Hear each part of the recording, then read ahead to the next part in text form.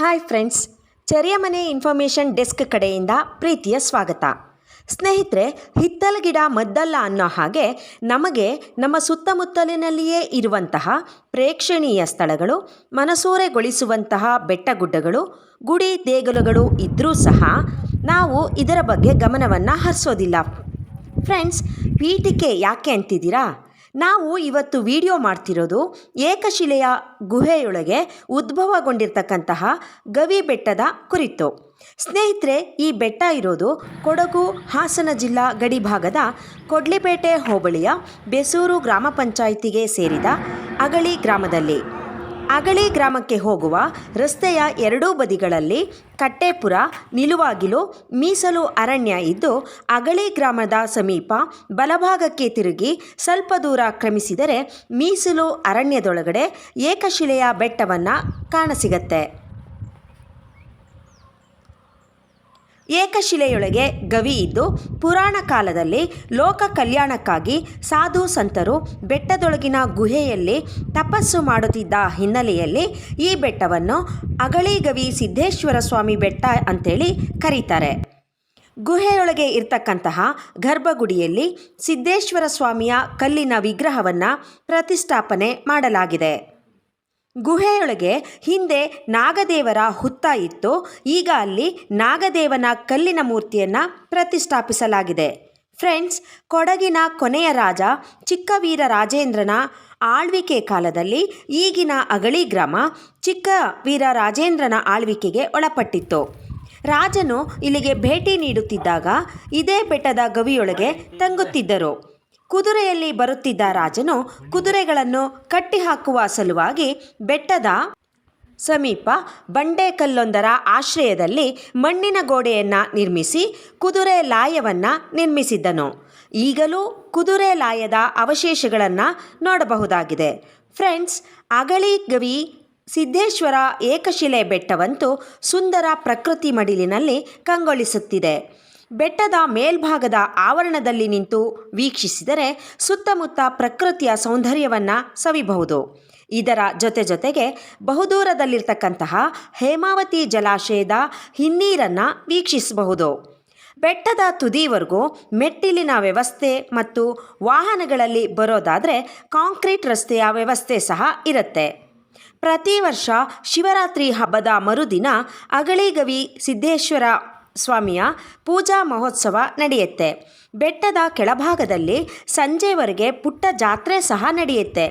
ಇದು ಪ್ರೇಕ್ಷಣೀಯ ಸ್ಥಳವಾಗದಿರಲು ಯಾವುದೇ ಅನುಮಾನ ಇಲ್ಲದಿರುವ ನಿಟ್ಟಿನಲ್ಲಿ ಈ ವಿಡಿಯೋವನ್ನು ಮಾಡ್ತಾ ಇದ್ದೀವಿ. ಬನ್ನಿ ಹಾಗಾದರೆ ಫ್ರೆಂಡ್ಸ್, ನಾವೀಗ ಬೆಟ್ಟ ಹತ್ತೋಣ, ಗುಹೆಯೊಳಗೆ ಹೋಗೋಣ, ಹಾಗೆಯೇ ಸುತ್ತಮುತ್ತಲಿನ ಸುಂದರ ಪರಿಸರವಾದ ಸವಿಯನ್ನು ಸವಿಯೋಣ, ಹಾಗೆ ಸ್ಥಳೀಯರನ್ನು ಮಾತನಾಡಿಸೋಣ. ಏನಂತೀರಾ? ನಾವು ರೆಡಿ, ನೀವು ರೆಡಿನಾ?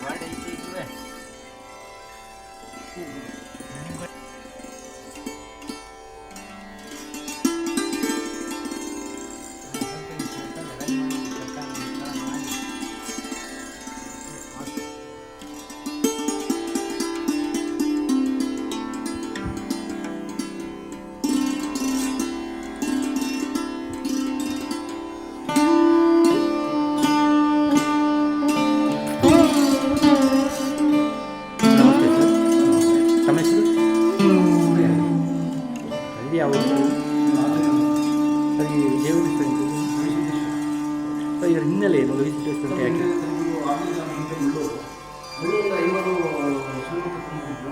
ಆ ಶಿವಭಕ್ತ ಕುಟುಂಬದಲ್ಲಿ ಒಬ್ಬ ಸಾಧು ಇದ್ದರು. ಅವರು ನಿತ್ಯ ದಾಸೋಹ ಮಾಡ್ತಕ್ಕಂಥದ್ದು, ಇದು ಕ್ವಾರಣೆ ಮಾಡ್ತಕ್ಕಂಥದ್ದು, ಭಿಕ್ಷಾಟ ಮಾಡ್ತಕ್ಕಂಥದ್ದು ಸೇವೆ ಮಾಡ್ಕೊಂಡಿದ್ರು.